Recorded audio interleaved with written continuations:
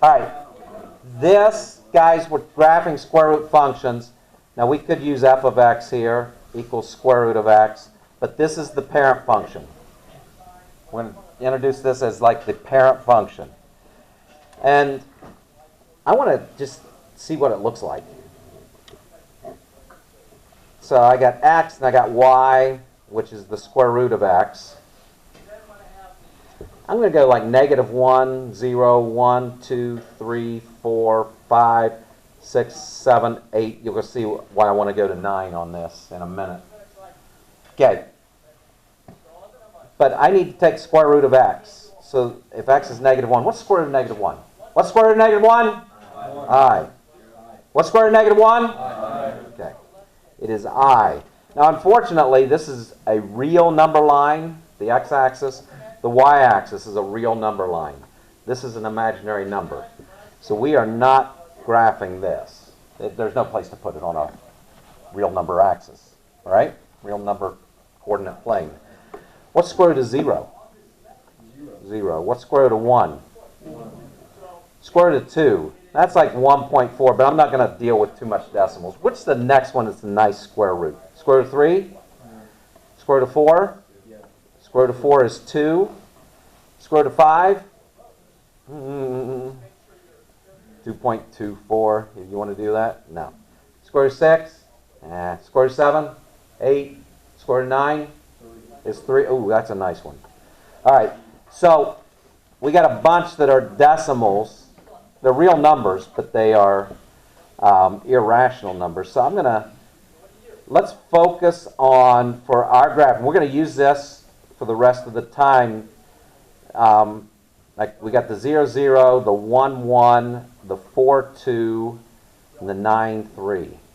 That's going to be our base table for all our graphing. So let's plot those. 0, 0, 1, 1,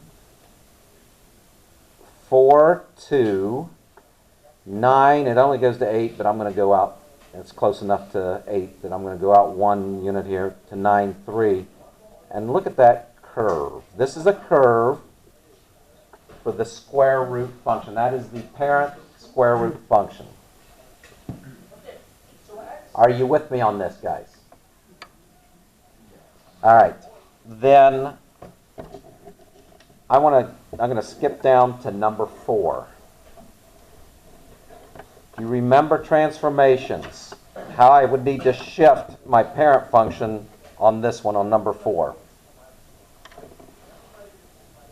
How do I shift this on here? I got the square root of x plus 4, and then outside of the square I got the minus 1.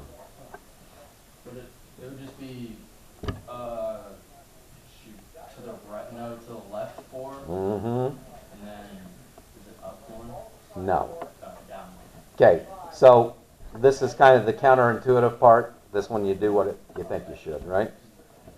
All right. Good. Good. Left 4, down 1. Well, let's take our starting point here. Oh, okay. Before I get too carried away, let's talk about domain of this one. Domain.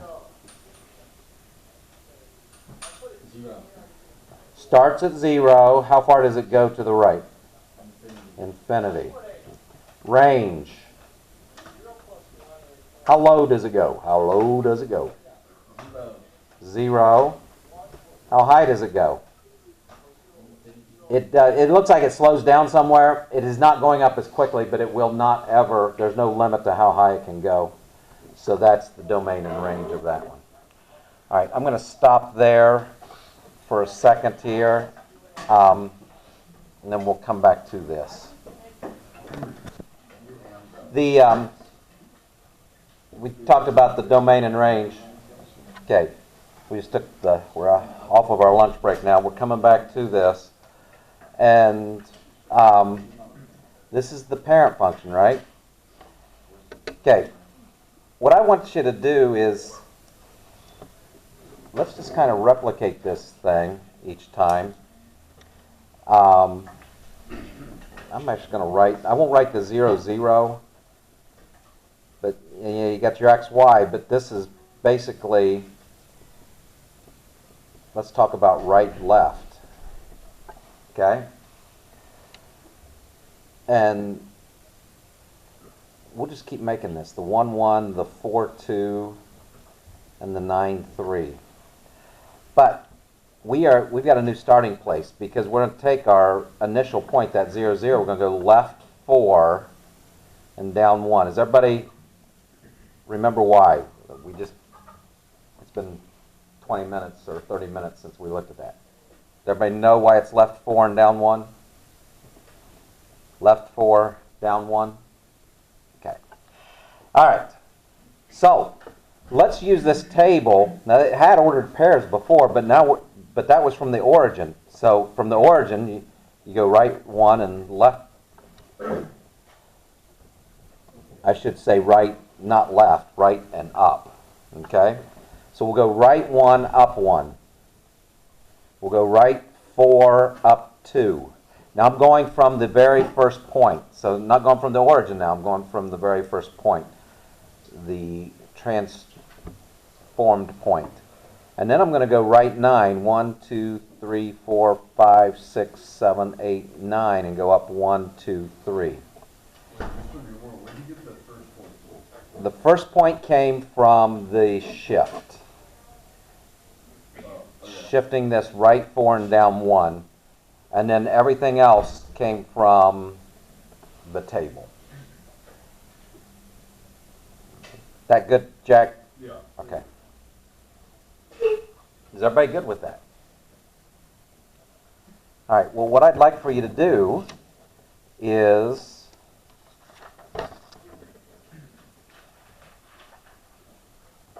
let me have you give number 11 a shot here. On the same basis of what we just did, number 4. Try number 11. All right, guys, take a look here. Does your graph look like that?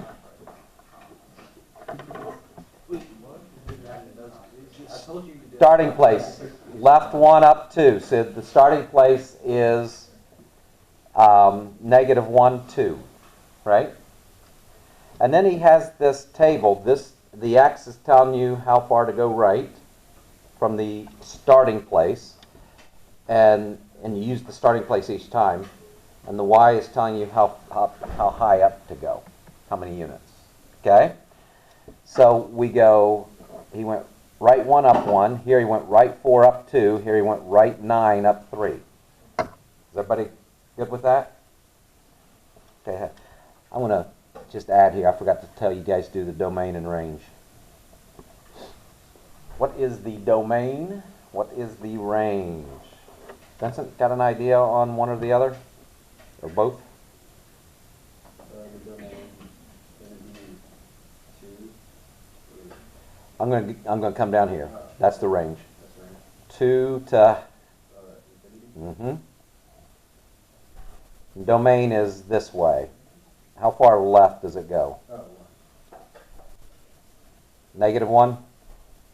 Yeah. Okay. To infinity. All right. Gotcha. Thank you. All right. Guys, I want to go now to number 9. Okay. Let's talk about the shift again. We are going to shift. What?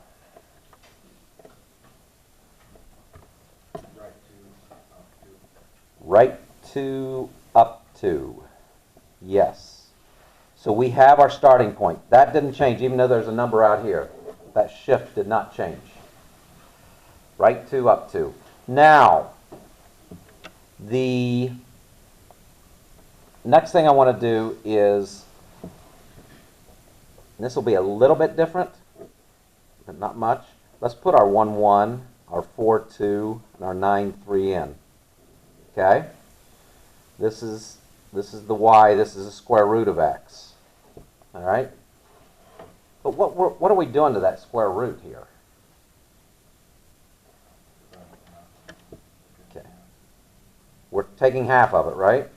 So half of the square root of x. What is half of 1? 0.5. What's half of 2? What's half of 3? 1.5. All right, I'm going to kind of, this column was just to help me get this. So I'm going to kind of cross that one out. And then I'll do what we did before. Okay? So I'm going to, this is right, and this is up. I'm going to go right 1 unit, up half a unit. I'm going to go right 4 units, 1, 2, 3, 4 units, and up 1 unit. And I'm going to go right 9, but I don't have room, so I'm not going to do that one. Okay? So what do you see in here?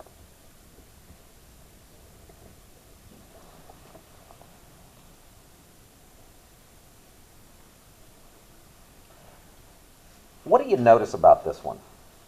We did the same shifting and everything for the starting place. What do you notice about this one? Like more gradual. More gradual. The increase is not as much. Yes, that's a good way of saying it. And if you're looking at the graph, it's gradual, you're compressing it, right? So this is compressed by a factor of 1/2, which makes it go up gradually, more gradual than it did before. All right, well, let's look at number 12. Y equals 4 times square root of x minus 2 minus 3. Okay, shift. Tyler? All right.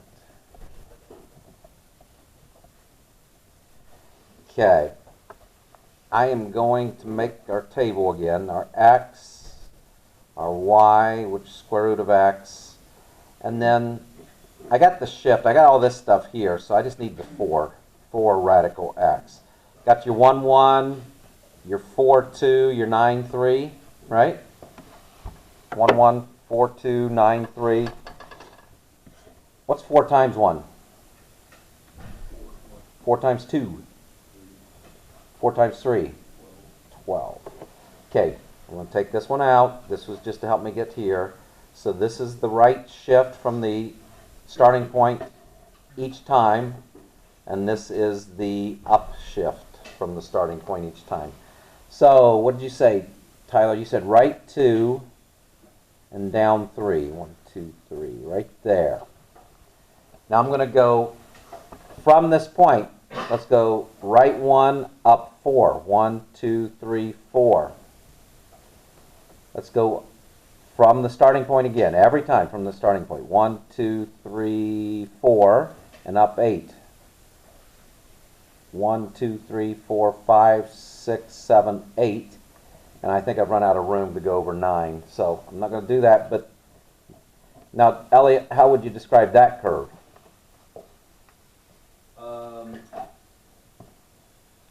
Elongated. Elongated. I like that.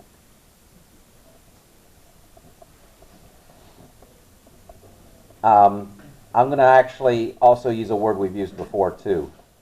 Kind of like yours better, but stretched. All right? You're taking the original graph and you're pulling it up. You're stretching it. Right? Okay. And it's by a factor of 4. So 4 stretched it, 1/2 compressed it. Right?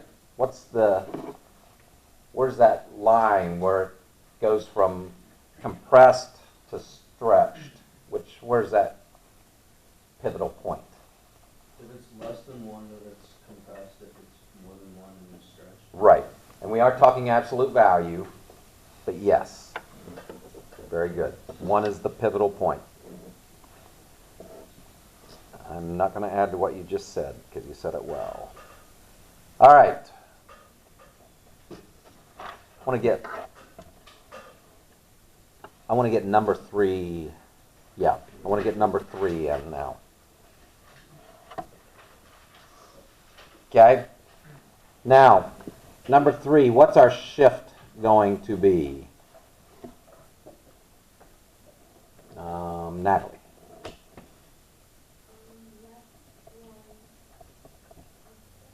Okay.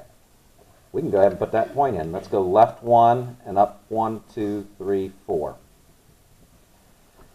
I'm going to make our table again. 1, 1, 4, 2, 9, 3, right? And this is, that's the square root of x. Now this time we're going to negative 3 square root of x. Any ideas, any thoughts about what's going to happen here with this graph?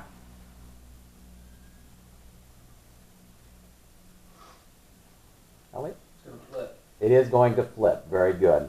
So we have this shift. It will flip. Why?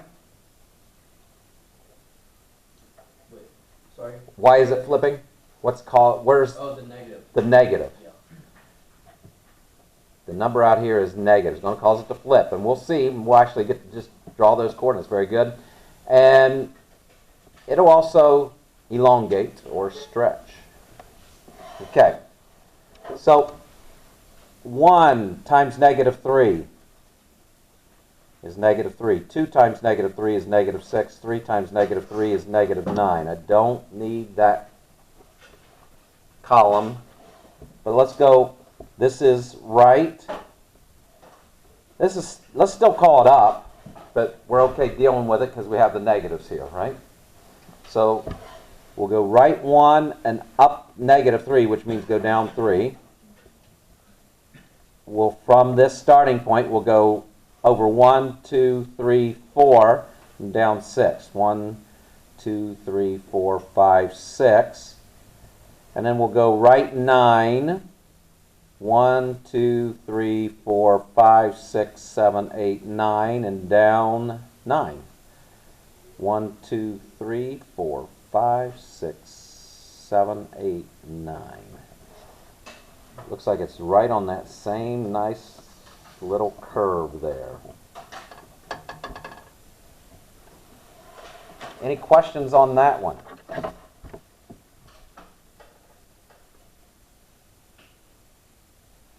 We good with that?